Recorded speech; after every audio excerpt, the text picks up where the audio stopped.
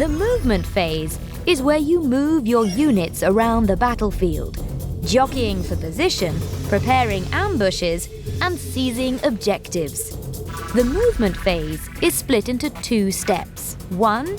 Move units, and 2. Call in reinforcements. First, select a unit in your army to move. You can choose whether that unit makes a normal move, an advance, or remains stationary.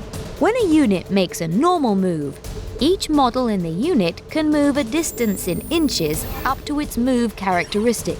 You'll find the move characteristic on the unit's datasheet. When a unit makes an advance, roll a d6. Add the result in inches to the unit's move characteristic until the end of that movement phase. As you can see, advancing lets your models cover more ground. But that extra speed comes at a cost. Units that advance cannot normally shoot or charge later in the same turn. You don't have to move all your units. You can choose to remain stationary with any units you want. Perfect if you're already holding a great position. There are a few important things to know when moving your units. The first is unit coherency. All models in a unit must finish their move in a single group within 2 inches of another model from the same unit, or 2 models from the same unit if the unit numbers 6 models or more. The second is engagement range. This represents the zone of threat that models present to their enemies. When making a normal move or an advance, no model can be moved within 1 inch of any enemy unit. This is known as the engagement range. Third, models can't normally move over other models. And fourth, most models can't move off the edge of the battlefield.